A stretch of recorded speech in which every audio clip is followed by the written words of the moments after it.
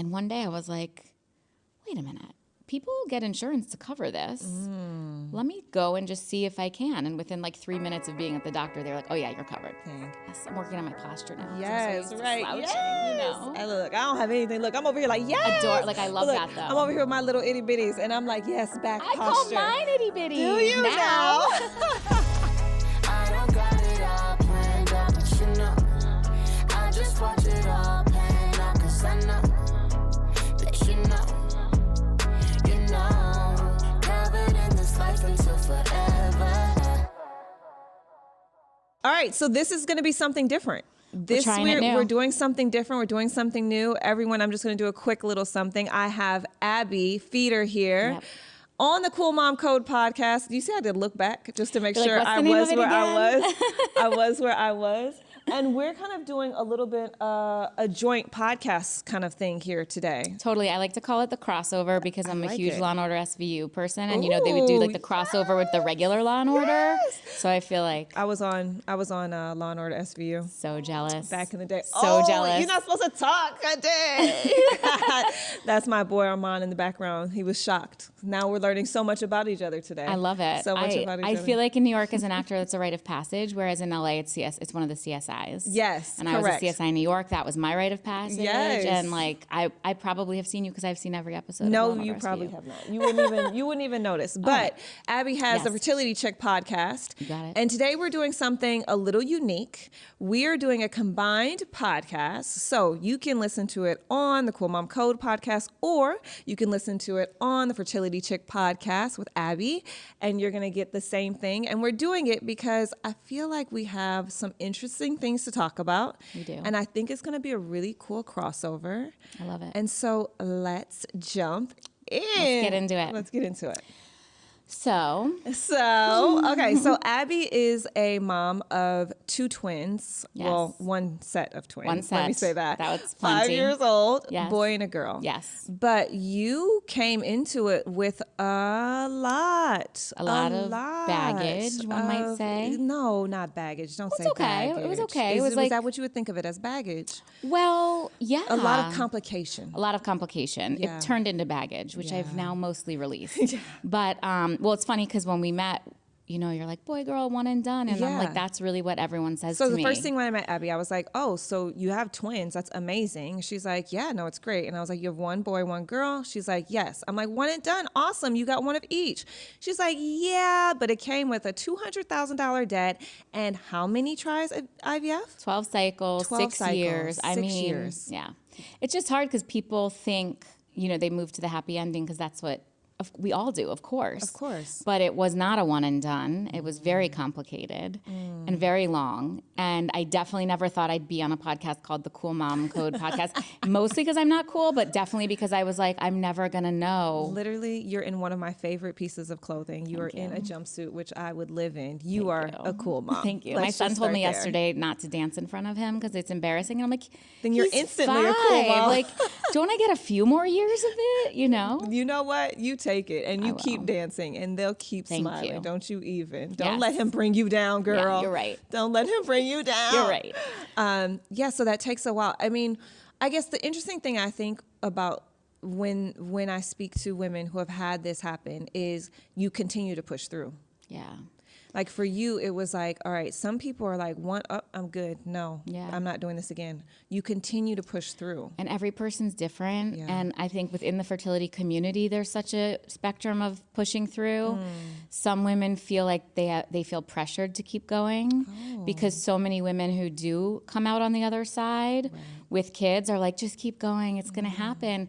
And it's like, maybe, but at what cost? How much of your emotional health are you willing to put yourself through, and your physical health and your financial health and all the things? So it's like a tough line to balance. Right. And I work as an infertility coach, so I work with people ideally until they get what they want, which is a baby, several babies, depends on the case. But I can tell sometimes with the client when they're just like, I can't keep going. Yeah. And I don't want them to think of that as quitting. I just want to think of it as like a reframing of what you thought your life was going to look like. And that's really hard, much easier said than done. Of course. I don't know. I feel like I just feel like it's a journey. Yeah. It's a journey. And I think you have to be so locked in mentally on the journey, especially when you're talking 6 years. I had a guest come on and she said it took her 7 years. I was just listening to her. And that, even when we were talking, I was just like, wow. I know. And she was like, I just knew it was going to happen. And I felt the same. I was listening to her because anytime I see a title that's like 7 years to parenthood, I'm like, I want to listen to it. And I was listening to her and she said something like in her gut, she just knew. And I felt the same way. And I think doesn't mean you automatically feel that way. Like not every woman has that instinct. For me, I just knew it and that gave me the hope to keep going. Right. There were definitely times where I felt like, am I being punished? Am I not meant to be a mother?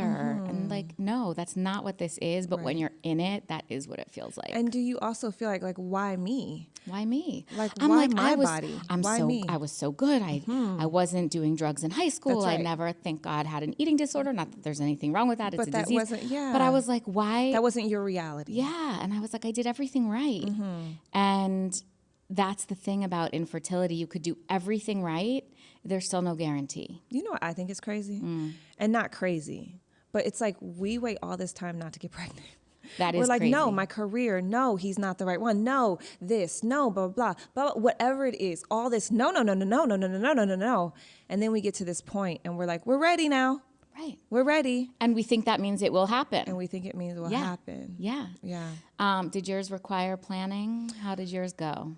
So, And I know you had a loss, which I also really want to talk about. Yeah, which we can dive into that. For me, so that was, for me, I guess it was, I think with me and my husband, I always knew I wanted kids. I didn't know timing on when kids were going to happen. And so for me, I was into career. I mean, I was like, listen, I'm trying to figure this out. Yep. Like I need to I'm still in the grind of things. I want to figure things out. And him and I really early on made a promise never to put career before starting our family. And so once we moved to LA, we had lived in New York for 10 years and career brought us out to LA. And so once we moved to LA, we were here for a hot second. And he was like, I think we should start our family. I think it's time. And I was like, no, it's not. Like, I just got here. I just got here. And we ended up, great, let's do it. And I miscarried It was your first one? And it was the first one I miscarried. And we miscarried so late.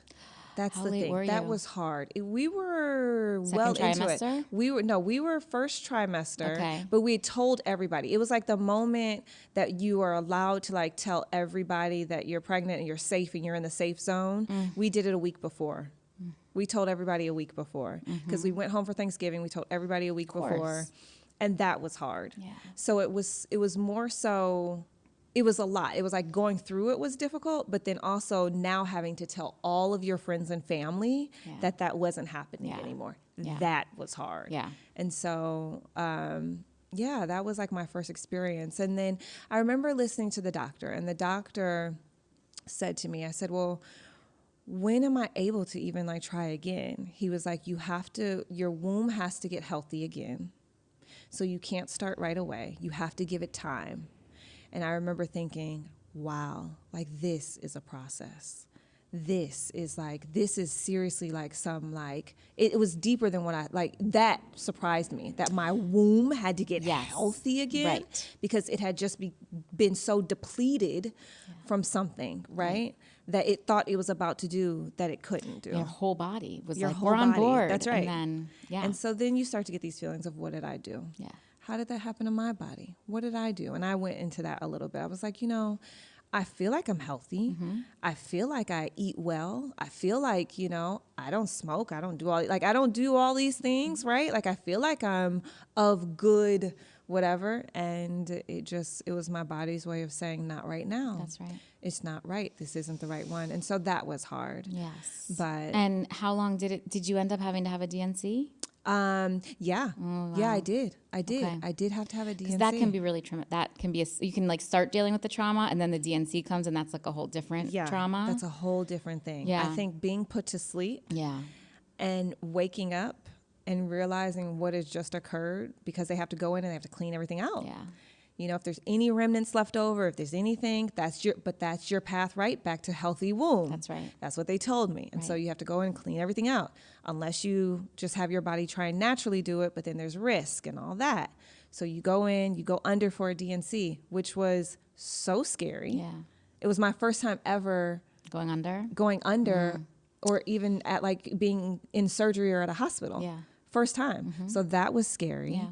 You know, so then, so that's what I I did. really, really appreciate the way your doctor phrased it, though. Mm-hmm. I've actually never heard a doctor phrase it that way, even the most sensitive. Really? It.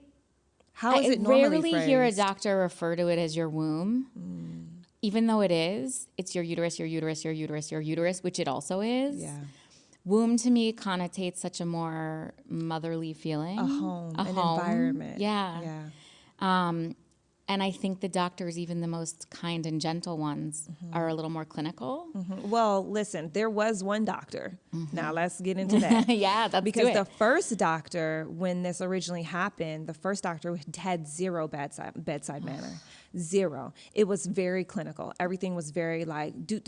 And I was so emotional. Yeah, like, of I'm like, course. I'm literally grieving here and feeling like my body just rejected this beautiful thing that I was planning on doing. Right. And it was so cold. The doctor was so cold. I couldn't believe it. I could not believe it. I remember looking They at my see it husband. every day, right? They see it every but day, that doesn't multiple matter. times a day. I'm a human being. It felt so cold. Yeah. And I remember telling my husband, I was like, I need to find somebody else. So we ended up finding someone else to like help with everything else, like the aftermath of whatever that was. How did you and your husband handle it? Like as a couple, individually?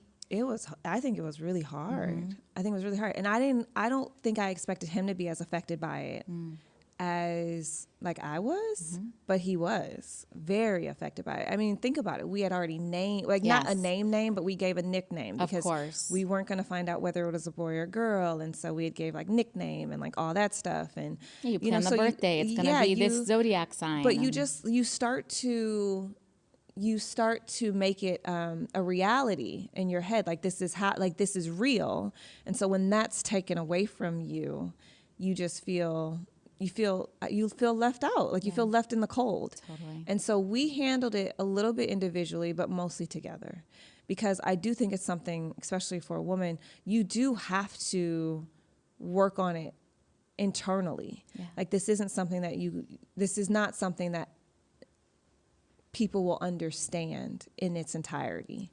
And so for me, it was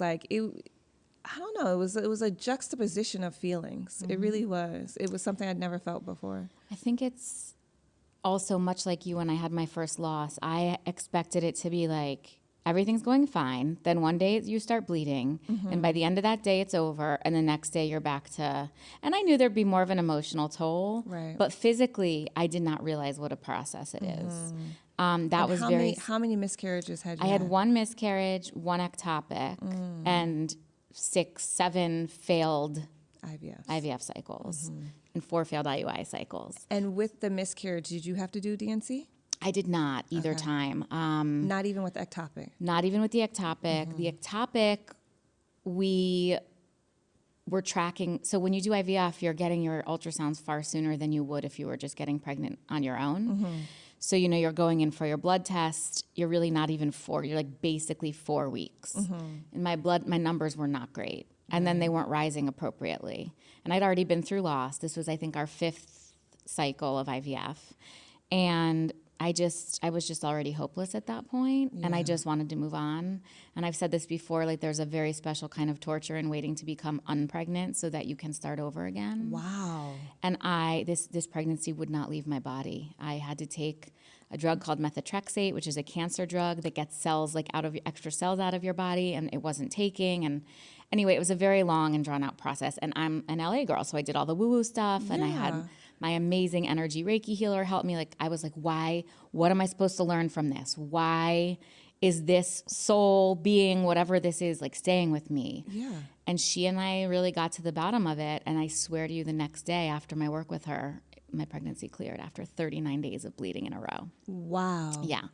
So shout out to Gillian, the amazing Gillian, who she's also been on my podcast, and she's amazing. She works with a lot of my clients. I send them to her, and I don't know what or why, but I do believe in that. And my twins, my audience knows this, but yours doesn't. I ended up, after all those failed cycles and losses, getting pregnant with 3 and had to reduce to 2.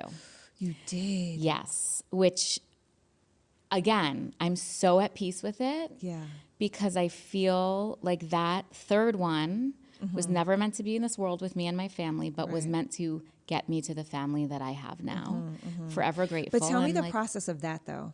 So you do IVF, and you put in... We put in 3, and they were untested. Okay. So the beauty of IVF, in theory, is that you make embryos outside of your body, and then you test them. Right. And theoretically, maybe what's been happening is you haven't been using viable or creating viable embryos on your own.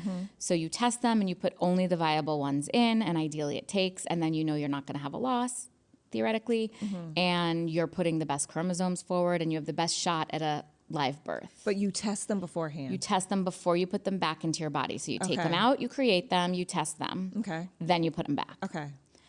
I had my first miscarriage was with an IVF cycle, but untested embryos. Okay, why the untested? Very good question. Thank you. So my doctor at the time, I had switched doctors eventually. I love both my doctors, but I just needed a new vibe at some point.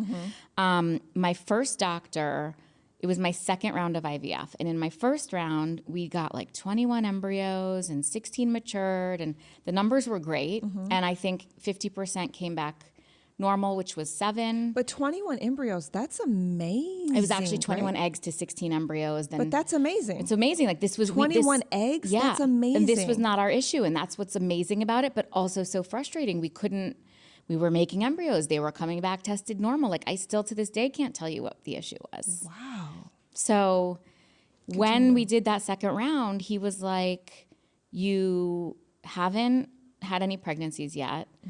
Let's just save you the $6,000 in testing. You clearly make normal embryos. You made 7 of them last time.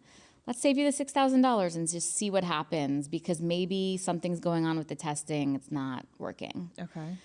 And so then we put 2 in, untested.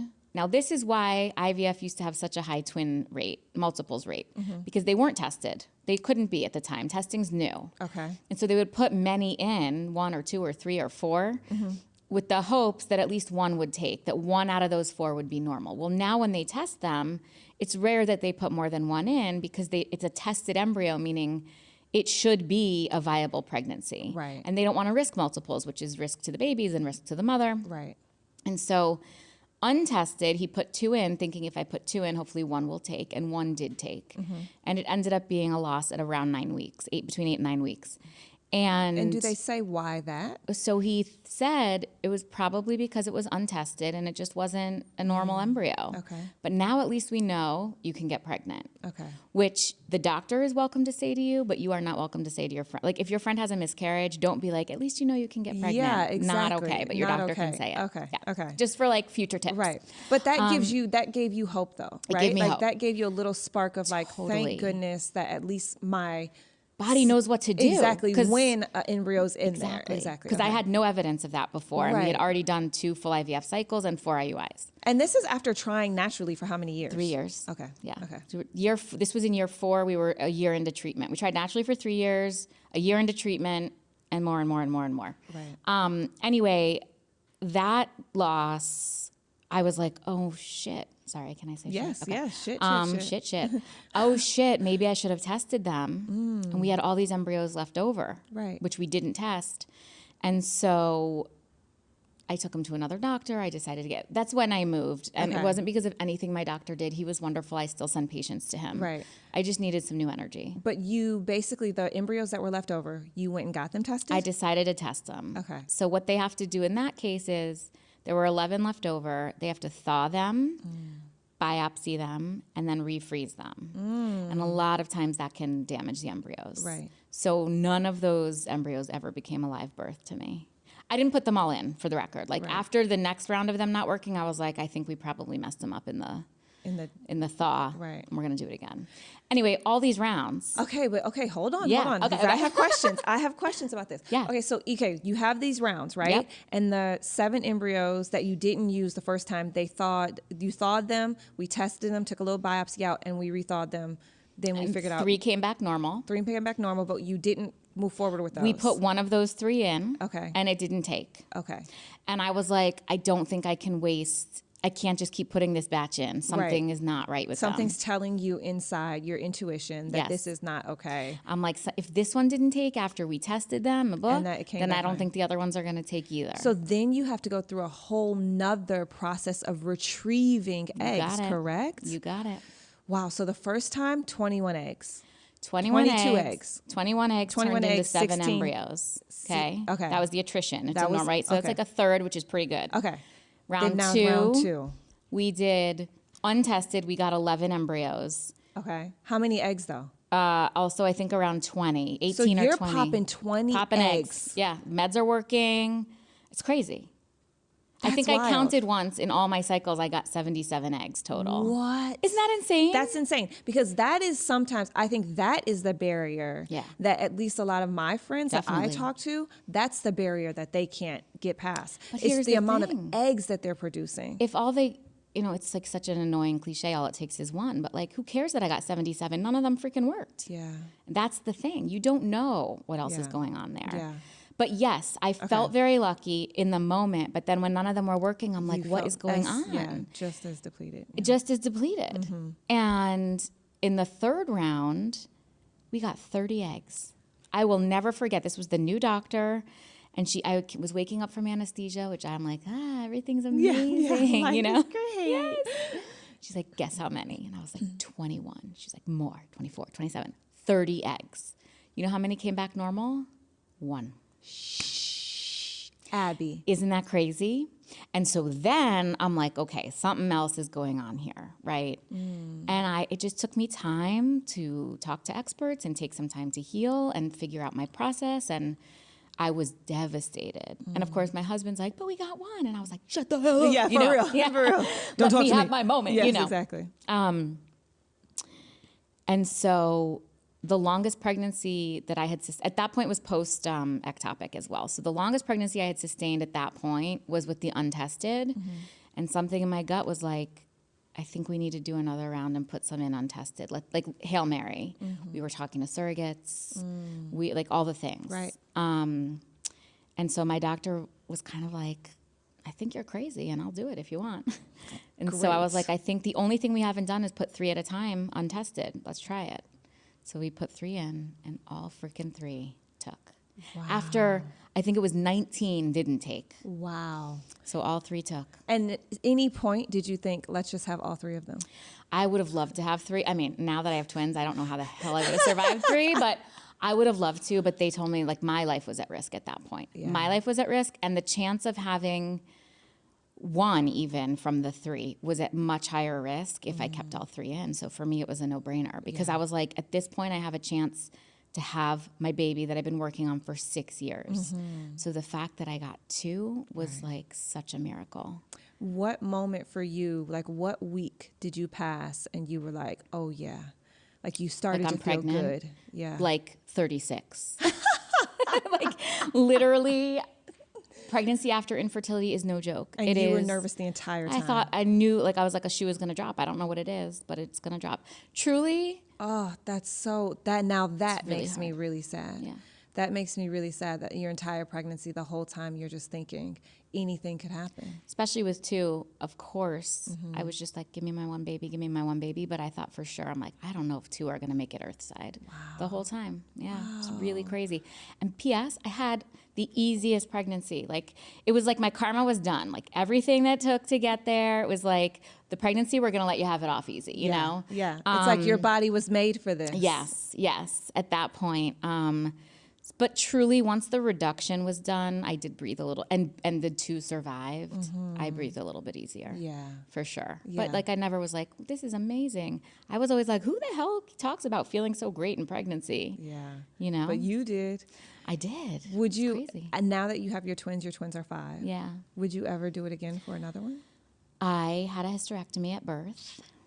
If you want to get real deep into my story. Yes. Yeah, I had, I was hemorrhaging so big that they had to pull my uterus out. Wow. And I was convinced they were going to send it to pathology and find some rare something that like was Yes. undiagnosable or like undetected endometriosis, and that was going to be why This whole thing, this whole process was even. But no, came back totally normal. What? But again, I was so freaking blessed at that point to just have one, let alone two, and a boy and a girl. Like, I was like, take my uterus. Yeah. I don't need it anymore. Yes. It gave me exactly what I needed. Was it just childbirth that was It's just causing that? childbirth, yeah. It's more common with twins. Yeah. And I was definitely advanced maternal age. But I was like, great. So I don't get my period anymore. Yeah. I'm fine. Yeah, done. I really, really also am at peace with it. I thought Mm-hmm. at some point, like, am I really covering up some trauma about losing it? And I was like, no, because I got what I needed. Yeah, you did. I really You did. got what your heart wanted. Yeah. But in that though, even with having a hysterectomy, do you have to take different things to like make sure your hormone? Because Yeah. what happens with hormones after that? Because obviously after childbirth, Yeah. from my experience, your hormone levels obviously drop Yeah. so much, which goes into a lot of women having postpartum. That's right. And then also you're saying taking out like your uterus. So tell me what happens So they there. left my ovaries in tubes. And when that happens, your body is still, because I'm technically still ovulating, so Yeah. my body's still producing the right amount of hormones. Okay. I take extra vitamin D. And then I also like hit perimenopause. I don't know if I hit it faster because I've had the hysterectomy, Right. but Everyone's been talking sure about Perry. snuck up on me. Perry. It's happening. Woo. And I was like, okay, something has to be done, which is why everybody's talking about it, because our generation is finally bringing these topics into the light. Yeah, I've never heard about perimenopause Me neither. before maybe 2-3 months ago. Yeah. Yeah. It's like hot topic. Yeah, hot topic. And for me, it was a little before this. So I did start actually taking a birth control pill. It was like the lowest dose of hormones. After. So For the hormones. For the hormones. I was having like crazy hot flat, like all the stuff you hear. Exactly. Brain fog, anxiety was raising. The night sweats were like, I had slept with a fan in my face next to my bed. No. And I'm like, is this from postpartum? It was a while. It was like a year and a half after, 2 years after postpartum. Yeah. And I was like, what the hell is going on? And I talked to my OB about it, and she was like, why don't we start you on a low-dose birth control? And I feel like everyone was like, no, you have to find the bioavailable, blah, blah, which I am all for. Yeah. But that shit worked in like a day Yeah, I was or just two. about to say, look, you were like, I needed this I was though. like, please, I can't sweat another night through my sleep. Yeah. And I was like, if it ain't broke, don't fix it. It has been a godsend for me. Yeah. And I take it every day, take a pill, and clearly not for birth control anymore. I mean, now that is just wild. Isn't it Stop so it. I crazy? cannot with you. I know. Abby, we wait all this time to not go on birth control, and then This that's what you crazy. cycle back to? Yes. Isn't that insane? Yes. And I will say this. Now that my body is pretty used to it, I would like to maybe experiment with like a little more quote unquote natural version of hormone. Like you can put the creams on. Right. It's just a matter of finding the time to get to the right naturopath to do all that work. And in Yeah. the meantime, I need to stay sane. And so I take the pill. Exactly. Yeah. And I'm totally fine with it. That makes total sense. Yeah. Can we talk about something else you've done recently? Yes. I haven't even talked about this on my podcast No yet. way. I know. Well, this is your podcast. That's right. Here we go. Just also a really quick note. If you're loving this content, our podcast with all of our amazing guests, we love sharing their stories. It really is such a joy for us. Then you're going to love thecoolmom.co. Make sure to head over there. It is everything that you can think of lifestyle. So we have fashion, food, we have amazing interviews with a lot of other cool moms as well. So check out all of our Cool Mom Co features, shop our merch, do all the things. Check out thecoolmom.co. Okay, talk about it. I'll let you take the reins from I just had here. a massive breast reduction, and I 10 out of 10 would do it again. Really? I cannot tell you how amazing I feel. Yeah. My breasts loved my breasts for a long time. I always wanted big breasts when I was a teenager. I was a late bloomer. Then they came in, and I was like, yeah, and Not the yeah. and I loved them, and like it was great my whole life, and they got enormous in pregnancy, of course, and after they went back down to size, but they just got a lot heavier Yeah. and lower, Yeah. and my back was constantly hurting, and I was like, oh, I gotta do more chest exercise. Like it never even occurred to me that a breast reduction might be the answer to this. Yeah. And one day I was like, wait a minute. People get insurance to cover this. Let me go and just see if I can. And within like 3 minutes of being at the doctor, they were like, oh yeah, you're covered. Now, one of the things I asked you when you told me this was, why not sooner? So I'm glad you broke that down. But a girlfriend of mine got it done in college. Yes. And you said the challenge with that is sometimes they grow That's right. after kids or just later in life, and then you can't get it done again. That's right. It depends on what your breast is, like the breast tissue is made of, right. which like if you did it, let's say you grew up in Tulsa, Oklahoma, and went to the best surgeon in Tulsa, might not be on par, no offense, with the best surgeon in Beverly Hills, who has a completely different ethos and so they might have done it in a way that made it so you can't have it again. So you have to be pretty careful. crazy, That's something you got to think about. Yeah. And it really didn't occur to me until about a year ago. And then I'm like 5 weeks out of recovery. And how do you feel? Freaking amazing. Like I can't even tell you, the day I got home from my surgery, my back felt better. That's what I was just going to say. I can't. Right? It's like, the back the more backs, than anything. Yes. I'm working on my posture now because Yes, I'm so used to right. slouching, And look, I don't have anything. Look, I'm over here like, yes. Like I love Look, that though. I'm over here with my little itty bitties, and I'm like, yes, back I posture. call mine itty bitties Do you now. I'm like, these itty bitty things? But I will say it was actually also very empowering. Yeah. Thinking Why about so? Thinking about like what we put our bodies, like what I put my body through to get to my babies. And I think people were like, everyone has a judgment. Yeah. So people were like, oh, you don't want to do that? Like you put your body through hell already, and you have these breasts as a warrior symbol of and I was like, but I feel like shit. Yeah. So I didn't expect, I was like, just make this problem better. And I got out of surgery and I was like, I am woman, hear me. Like, I was just like, I felt so empowered that like I was able to make that change to my body. And I feel so much better. And my biggest fear, and I told my doctor this, was to wake up and still be like a D. So I was like, if you can go smaller, because they can't guarantee you a size. Yeah. So I was like, go as small as you think you can. Okay, so you started off with what? A G. A G. 36G, as which in is like girl? G is in girl, like a quadruple G is D. in like go, get the like hell go, out go, of here. Go, boob, go. Exactly. A G. A G. And then you ended up now what? I think I'm like a B. A B. Yes. Wow. I know. I'm so excited. Girl, you came down to my side. See? Look, I'm about I an A love now. yours. Look, these double A's over here, girl, bye. That's a Girl, dream. bye. T-shirt, no bra, all thing. And are yours from pre-children? I Same? was a C. Okay. I was sucked the a life nice right out of you. full BC Yeah.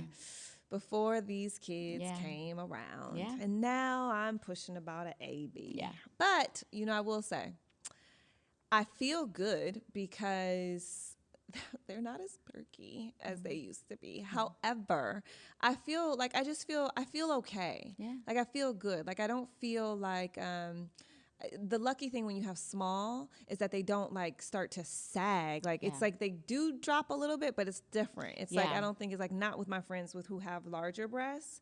And so like, that's boom. the good thing, but they do suck the life out of you. Yeah. There's nothing there. There's nothing there. Yeah.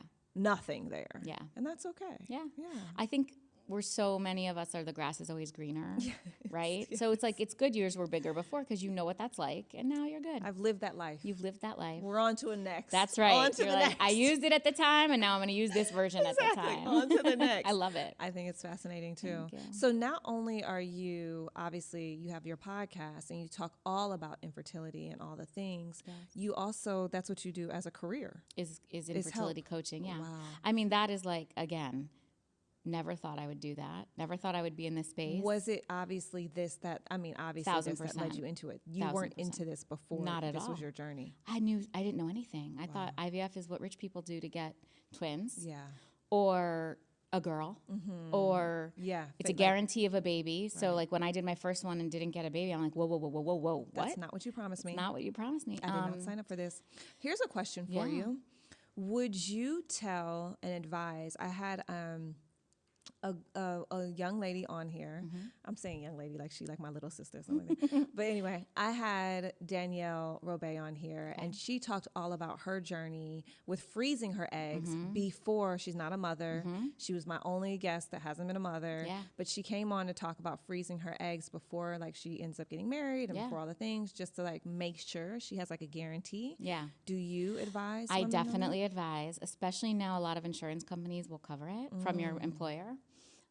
But what I advise also is that it's still not a guarantee. And that's the problem with egg freezing, is that right now it's so hot that people are trying to get you in. We have an egg freezing package. We guarantee you this in 3 cycles, or right? So you get what you get, 6 eggs, let's say, and you're like, I'm set, I can have 6 kids. And then you 10 years later learn you need more than 6 eggs to get sometimes 1 kid, sometimes 2 kids. So I think it's about like doing your research, knowing that it's an insurance policy, but not a grand slam, right? And she told me that embryos don't expire, which I was Embryos don't amazed at. expire. In fact, there was recently a I was story. like, you mean it's not like a can, like a box of milk? It's not. It's not. not like eggs out the refrigerator. Isn't that Like, crazy? That was wild to me. I read something somewhere where somebody put in 2 embryos, one that had just been created and one that had been frozen for like 28 years. And they became twins. So one created 28 years apart. No, that's sci-fi. I mean, that is sci-fi. But I think it's Wow. also a miracle. Like, It's a miracle. It's a miracle. Like how the body works. That's fascinating. Isn't it? Wow. I Yeah. didn't know that insurance covers it now. So a lot of companies, this is like my next thing that I'm really trying to carve out, like crack the code on, because they often cover therapy, but they don't cover coaching. And I will tell you from working with people going through it, therapy does not cut it a lot of the times. Anyway, a lot of insurance companies now, in order to attract and keep great talent, are adding fertility benefits to their insurance packages, and it's pretty amazing. Wow. Pretty amazing. Not everywhere. Yeah. We paid out of pocket everything in California. Yeah. In the state, there are now mandates, but when I was going through it, there were not. So now insurance companies Yeah. will help cover freezing eggs and IVF. Yeah. Wow. And then there's some insurance companies who make ridiculous rules like, well, you have to do 3 IUIs before we'll cover IVF, which is insane because some people IUI is never going to work for them. IUI being, break it down to my audience. Sorry, thank you. IUI is intrauterine insemination. So that's like the gateway drug to IVF. So you start with IUI, which is when they don't pull the egg out of your body necessarily, Okay. but they're timing everything and putting the sperm in at the exact moment that you're ovulating. I see. Okay. And it has there's benefits there too. Depends on what's going on with your body and what your infertility diagnosis might be. But like people in a room that have never gone through it make this rule, and like some of my clients have to sit through 3 cycles of treatment they know is never going to work, and like putting drugs in your body and all. It's so crazy. It's wild. Yeah. Okay, so your audience probably knows this, but for mine, if someone is trying to get pregnant, what is their first, second, third, fourth, fifth steps? So I will say that the people that work with me are already in the infertility space, right? It's not like I'm not a fertility coach, I'm an infertility coach. So I'm not working with you Who's on having diet. issues? Let's say someone who's having having issues. issues, They've okay. been trying, let's Yeah, say you 'cause- were trying for 3 years. They've Yeah. been trying for 3 years. Nothing is taking. They don't know what to do. What is their next So the 5 first thing I would steps? do is help them find the right clinic for them and doctor. And that's like a really important job because so many people go to the wrong person. And you're in it for the long haul with this person. You are doing very intimate things with them and seeing them often and sharing your relationship of your marriage with them or your partnership with them. And there's like the clinic experience that might be really shitty, but you love your doctor, so you're willing to deal with the clinic. Or your doctor, you can never reach your doctor, but the clinic's great, but they never give you access. Like there's all these things that until you go through it, you don't know. Right. So the first thing we figure out is like, what are your priorities in terms of choosing the right care? Is it recommendation based? Like, is it where if your girlfriend had a great experience, that's an option for you, or is that not enough? Totally. Okay. But like you might say, someone's like, I heard this doctor is the best in LA. Well, why? Well, their success rates. Okay. When you got to the waiting room, were you waiting 5 minutes or 55 minutes? And do you care? You might not care. You might be like, I don't care. I want the one with the best rates and I'll wait 2 hours. That's right. Until you're in it. Yeah. And then you're like going 2 days a week, 3 days a week, 4 days a week, spending 5 hours a week in Yeah. So we really talk that all out because I love my gyno, but let me tell you, she's a talker and she's so good. When I get in the room, I'm so excited to talk to her. Yeah. But it takes a minute to get into her room because Exactly. she loves to talk to all of her patients That's the thing. in depth. Yeah. So you're right. It's like you got to make a choice. Right. Or like you'll wait 50 minutes in the waiting room. Like my doctor's office, if I walked in and there were donuts or bagels, I knew we were fucked. Like it was going to be a 2-hour wait because they were trying to bribe you with food. But, you know, then when she would come to my appointment, we would sit and gab as long as we needed. I just love talking to her. So I'll wait the 50 minutes because I'm like, Exactly. listen, you can talk to all these other people. As long as when it's my time, you talk talk to me too. Yes. Okay, so we pick your doctor, we pick your clinic, we take a basic, like a baseline test of what's going on with your body, your follicle count, your thyroid, all these things. And then we assess, like, where are you emotionally? How much bandwidth do you feel like you might have to pursue treatment? This is really hard for people because most people don't want to admit they need help until they've spent way too much time and money already. And I was the same. I was like, IVF, that's not going to be a part of my story. Right. It took a really long time to acknowledge. Do you feel like now, though, with everything being a little bit more in the open, and I think women having the freedom to kind of like speak about it more and touch on that topic, do you feel like that's still the case where people I think it's wait? I think it's getting better. I think if you ask anyone who went through IVF, they will tell you they should have started sooner. I mean, we all do this timeline to ourselves, right? We should have started sooner. Shoulda, woulda, coulda. Or like donor egg or donor sperm is a great example. So many people can have success with donor third-party reproduction, but getting your head around that takes a really long time. And I get it. Right. For you and your partner. For you and your partner. But I will tell you that every person I know that has third-party reproduction, like, I don't know what I was waiting for. Like, I just wanted to be a mom. Now I have this beautiful baby that's mine. Right. Wherever the egg came from. But or really, sperm. isn't it about knowing what your options are? Yeah. Because, you know, some people wouldn't even think of that on their own, right? And some people, like, I remember when my doctor first said it to me, I wanted to, like, slap her in the face. I was like, I am not ready to talk about right? Yeah. So you have to be really careful about that. Yeah. But it is a very wonderful option out there, especially for single mothers by choice who really want to be a mom and they're hitting 40 and it's not happening. Like, there's so many options available for them that used to not be available. At what point do you start having the conversation of surrogacy with patients? So if I've seen multiple losses or multiple failed cycles, but you're making embryos, like that was our case, Right. we would have been a great candidate for a surrogate. And if we had unlimited funds, we probably would have done it much sooner. But I think some people is really hard for them to release the image of them pregnant. Yeah. So they cannot move on. For me, it was, I wanted to do everything I could to try for my own DNA. So the surrogacy didn't bother me. I was like, I don't care who carries it if it's my DNA. Right. But every person has a different set of comfortability and what they feel okay about. And sometimes you and your partner are not on the same page with that. And I like wish that there were like a pre-marriage questionnaire on what you're willing to do as far as like reproductive technology, because all of a sudden it's time to do IVF and your partner's like, oh, no, my family, we can't do IVF. That's interesting. That's interesting because you know what? You always hear about money. Yep. You always hear about like if someone stepped out on the relationship. Yep. You always hear about religion. These are all big topics that people discuss naturally before they go into a marriage. And all of those feed into IVF, really. Exactly. It's like That's religion could play a role though. or money could play a role. It's pretty crazy. That is wild. You know? Yeah. I was going to ask you, I was going to ask you about when you were procreating, what it was like as an actress. Ooh, you mean like mentally? Yeah. Well, interesting enough, that was my biggest fear of why I wanted to wait though.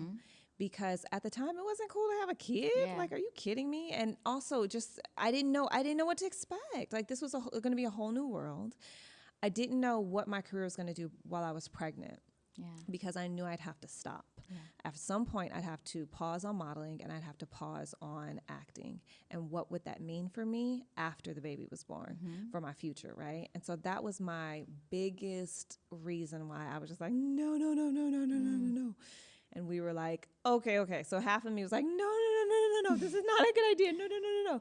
And the other half of me was like, just get over yourself. You'll be fine. You'll figure it out.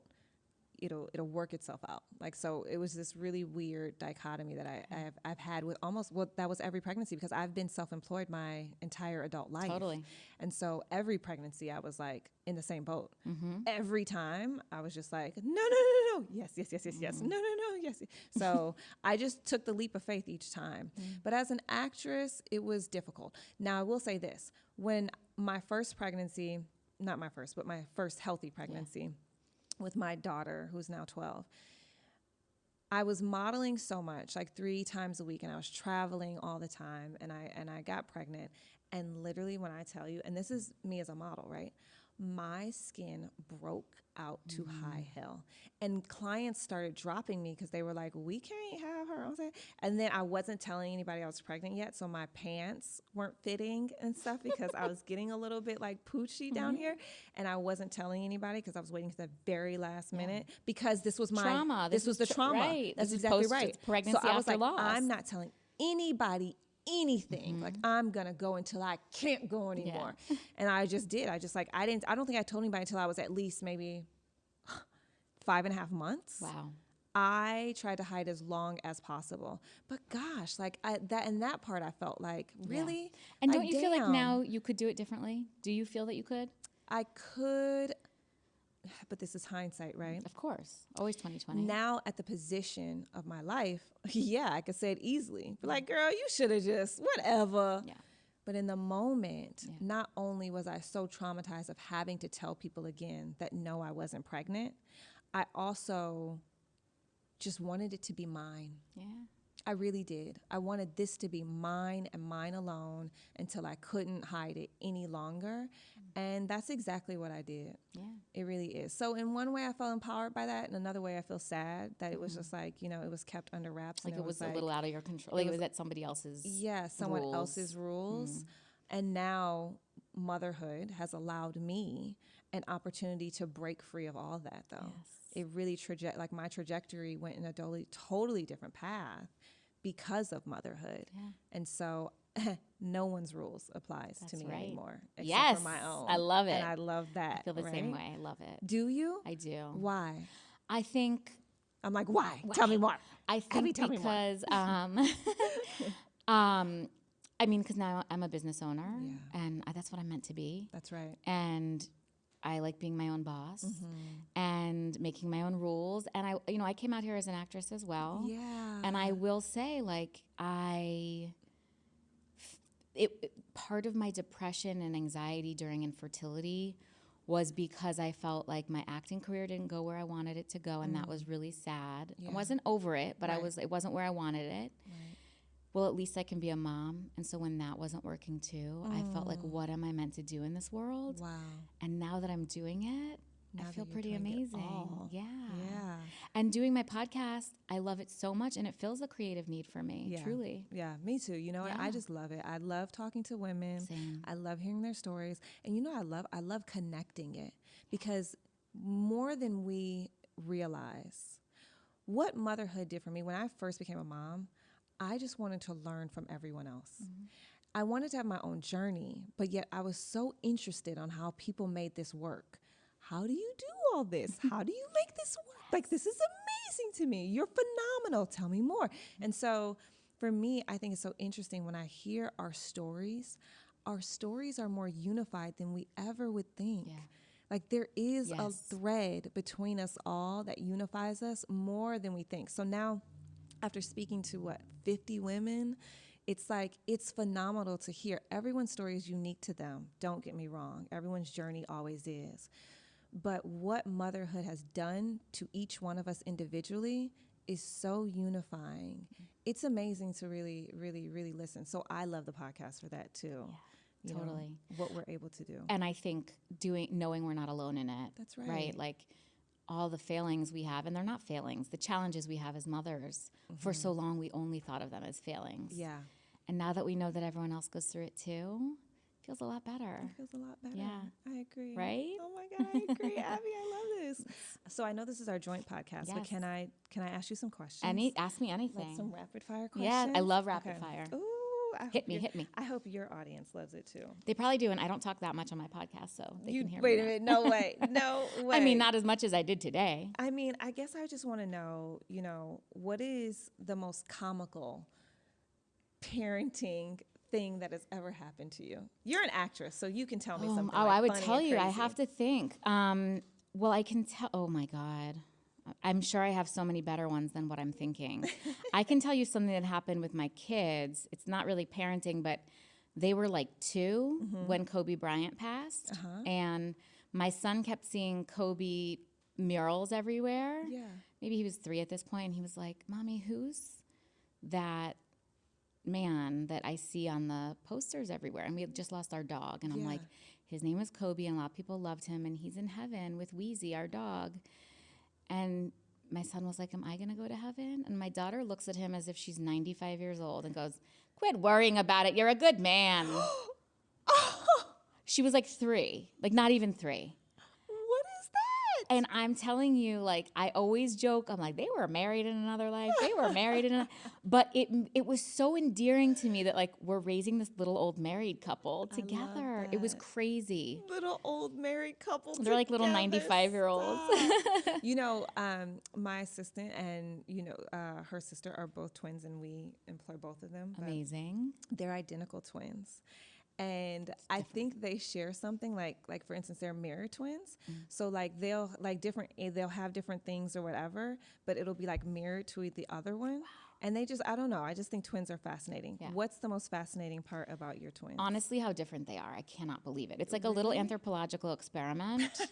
They could not be more different. It's insane. And it's crazy to see. And I mean, that would be with any of your children, of course. But they basically have the exact same astrology and, have been with me. They've been with each other longer than they've been with me. And they could not be more different. And I love it about them. I love it. And we took a twin class before we had them, and they were like, never label one thing and one the other, because it sticks with them their whole life. Right. For example, like, don't say one's the artist, because then the other one's never going to feel good enough as an artist, which again, I think is valuable for any sibling. Yeah, that's right. And it's ages. Like, we haven't even really had to worry about that so much because they are so different. That's amazing. Yeah. That is amazing. All right, last question. Okay. Here we go, Abby. You ready? I'm ready. Of course I'm a cool mom. I embarrassingly dance when and where I want to, and I will continue to do so. Yes. I'm going to ask you one final question. Okay. I like to know, like, a cliche or a phrase or a piece of advice that either you give a lot or you were given that sticks with you often. Just keep breathing, kid. Just keep breathing. That's all you need. That's all you need. I truly believe in the power of thought, and I believe in the power of action. I truly believe that what we feed ourselves, who we put ourselves around, what we tell ourselves, what we give ourselves is what we will then feel and give to the world and give to our children, right? I think there's just something very special about that. And what I try to think for myself, especially now as a grown-ass woman, is I try to have great thoughts. I try to really follow what my heart is telling me to do. And I try not to let the word no affect me. It is not my no, that is their no. And so for me, I really try to move forward with that intention. So that's what I would say. But it's funny because my mom used to always say, her father would tell her, just keep breathing, kid. And so she would just tell me, just keep breathing, kid. Mom, but what about just keep breathing, kid? And you know what? It always works itself out. Yes. And I think that's what the stress, right? The stress of it all is just not worth it in the end. Yeah. This is, time matters, and time goes by very quickly. And how you choose to use your time is on you. But make it count, right? Make it count. I love that. Yeah. So good. Oh my God, I could do this all day. I know. Well, one day we will. One day I know. Thank you, Abby. Thank you, Lizzy. Thank you for having me on your podcast. And thank you for having me on yours in your beautiful studio that I get to pretend is mine for the day, too. Yeah. Yeah.